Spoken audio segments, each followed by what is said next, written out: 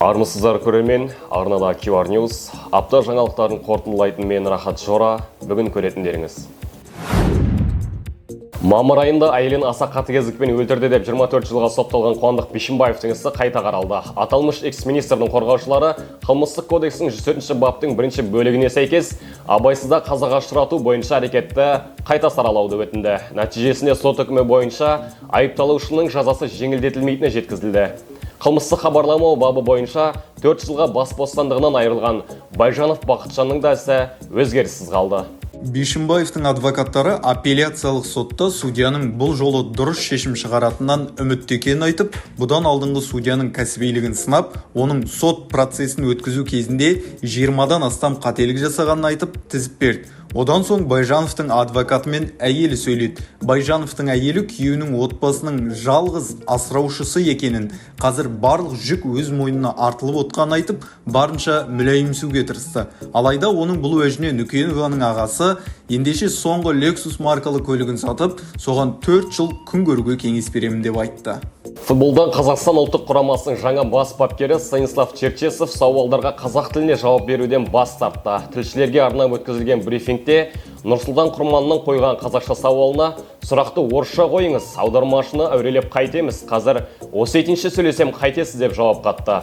Болған оқиғадан хабардар болған мәжіліс депутаты Қазбек Иса, ол осетинше Ресейде де сөйлей алмайды, мемлекеттің тілі қазақ тілі болғандықтан қазақша жауап беру міндетті дейді. Сонымен қатар Черчесов ұлттық құрамада ойнау үшін шетелдік ойыншыларға төлқұжат ал деп жалынғысы келмейтінін айтты. Оның сөзінше ұлттық құрамада ойнауы үшін біреуді төлқұжат алуға үгіттеу дұрыс емес, өйткені оған қарыздар болып қаласың. Егер футболшының біздің араласуымызсыз ұлттық құрамада ойнауға заңды тұрғыда құқығы болса, оған қарсы емеспіз дейді Черчесов. Алматыда көлік апаты орын алды. Салдарынан бір адам қаза тауып, 25 адам түрлі жарақаттармен ауруханаға жеткізілді.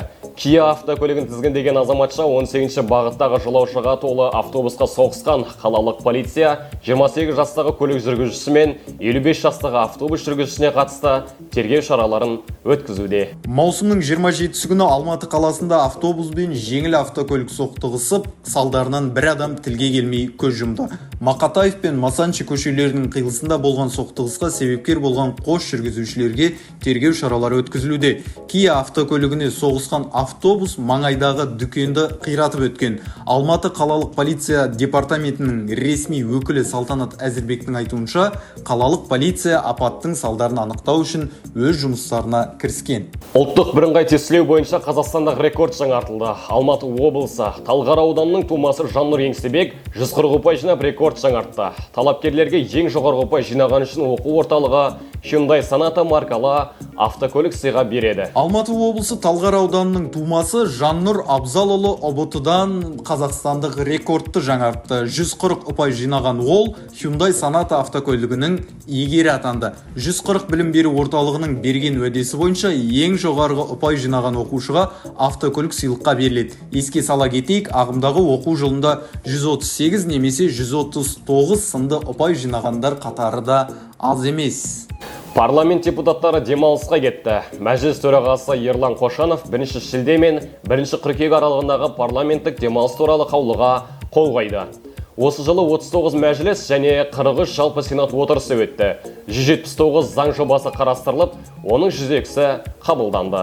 Қыркүйек айынан маусымға дейін мәжіліс маңызды заңнамалық бастамалар бойынша белсенді жұмыс істеді. Палата 125 заң жобасын жұмысқа қабылдады, оның 37-сіне депутаттар, ал 88-іне үкімет бастамашы болды. Мәжіліс төрағасы Қошанов, біз алдағы заң шығару жұмысының берік негізін қаладық.